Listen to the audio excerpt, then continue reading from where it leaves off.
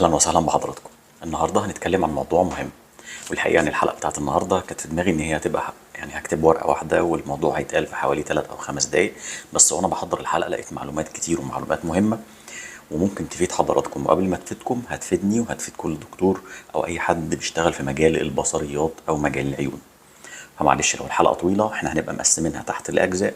شوف الجزء اللي حضرتك عايز تشوفه، وطبعا لو شرفتني وشفت الحلقه كلها يبقى حضرتك كده يعني نورتني بزياده. الموضوع بتاع النهارده هو موضوع بسيط جدا، وهو النضارات. ازاي الدكتور بيعمل النضارات بالطرق المختلفه؟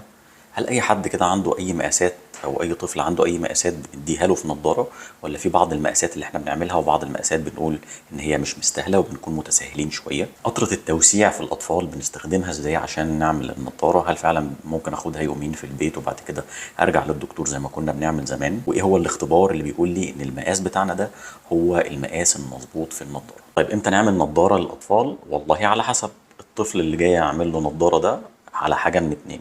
اول حاجه يا اما بيشتكي، تاني حاجه يا اما ما بيشتكيش. اول حاجه ان هو بيشتكي ان هو بيقفل عينه، بيغرها، مش شايف كويس، بيشتكوا منه في المدرسه، ما بيشوفش كويس، بيصدع، بيزغلل، ده غالبا هيكون عنده درجات ضعف نظر وغالبا هيلبس النضاره. لما يكون طفل بقى عنده حول، اول حاجه بنكشف عليها في الطفل اللي عنده حول هو عنده ضعف نظر ولا لا، واي مقاسات عنده فبنلبسها له في النضاره على طول.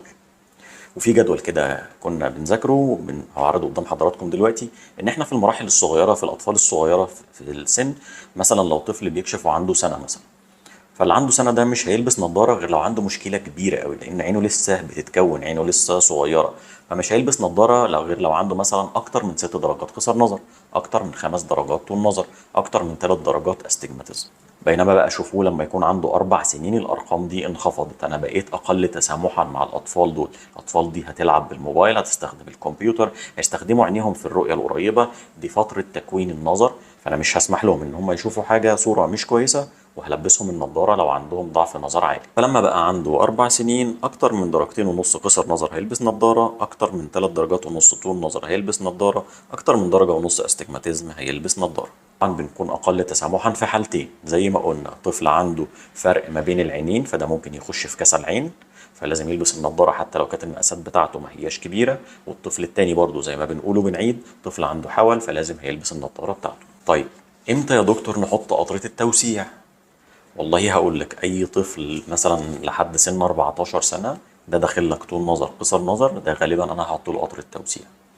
اي بني ادم عنده طول نظر هحط له قطر التوسيع. وزي ما قلت لكم العين تقدر تعالج شويه من طول النظر اللي عندها، فممكن هي تبقى معالجه درجه او درجتين، فالكمبيوتر يكون مديني جزء من المقاس مش المقاس كله. بينما انا لما اكون عايز اصلح لواحد سواء ليزك او نظاره، فاكون عايز اديله المقاس كله عشان عضلات العين بتاعته ما تكونش شغاله قوي. فانا عايز اريح له عضلات عينه، هحط له القطره اللي بتريح عضلات العين، وهي اللي احنا بنسميها مجازا قطرة التوسيع. والمقاس اللي هيطلع كله من طول النظر هنشيل منه درجة، وده هيبقى المقاس بتاعه.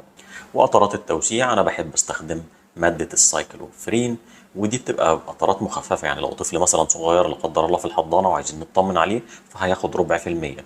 لو طفل أكبر لحد سن سنة هنديله 0.5%. لو طفل أكبر من سنة هنستخدم له القطرة العادية اللي احنا بنستخدمها بتاعة الكبار وتركيزها 1%. النظام اللي احنا ماشيين عليه إن هو بياخد نقطة، ونقطة بعدها ب10 دقايق، نقطة بعدها هتبقى ب20 دقيقة، نقطة بعدها ب30 دقيقة، وبيخش عند الدكتور لما يكون كمل 40 دقيقة. في الوقت ده بيكون المفعول بتاع القطرة جاب ان شاء الله اخره، ونقدر ان احنا ناخد المقاس مظبوط. طيب يا اي ام ابنها خد قطرة توسيع، لو سخن شوية، لو حسيت ان هو دروخ او هينام، لو بدأ يخطرف او يقول اي هلاوس او اي كلام، اطمني ده عادي، ده اثر جانبي ان شاء الله مقبول من القطرة وبعد كده هيروح.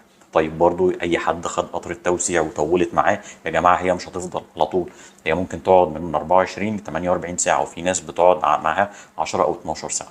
فلو القطره طولت شويه كده كده مفعولها هيروح، ونن العين او الحجم بتاع نن العين هيرجع تاني، الحدقه بتاعتنا هدي، فهنشوف احسن تاني ان شاء الله. والاطفال ممكن ما يكونوش يعرفوا ان هم يشوفوا اللي هي حروف السي وحروف الاي، بس احنا بنوري لهم حاجات تانية مثلا زي الحيوانات او الارقام، بديله واحده وابدا ان انا اقللها له واصغرها له لحد ما اشوف هو بيشوف كام.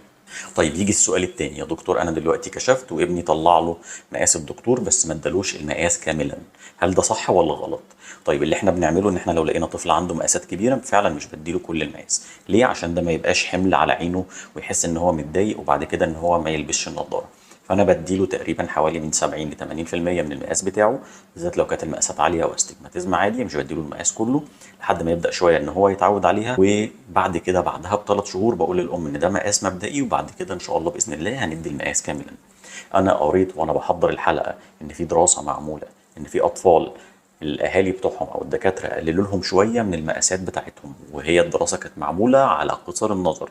وليه قصر النظر؟ معلومه تانية: لان الطفل عمره ما هيصلح قصر النظر، بينما هو ممكن يصلح طول النظر. فالدراسه كانت معموله على حاجه و90 طفل، قللوا لهم 3/4 درجة من المقاس بتاعهم بتاع قصر النظر، وشافوهم فيما بعد ايه اللي حصل. وجابوا اطفال تانية ادوهم كامل المقاس، لقوا الاطفال اللي خدوا مقاسات اقل من المقاسات بتاعتهم ده عمل لهم شوية زغللة، دي فوكس مش شايفين كويس، فده سرع من حدوث قصر النظر وتزايد مقاسات قصر النظر.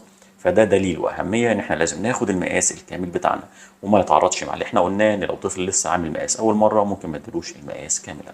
طيب انا بعمل المقاس بتاعي ازاي في العياده؟ موضوع بسيط خالص، تعالوا معايا. انا باخد الورقه اللي مطبوعه من جهاز الكمبيوتر، والله لقيت المقاسات قصر نظر، باخد اقل قيمه في قصر النظر زي المثال اللي قدام حضراتكم.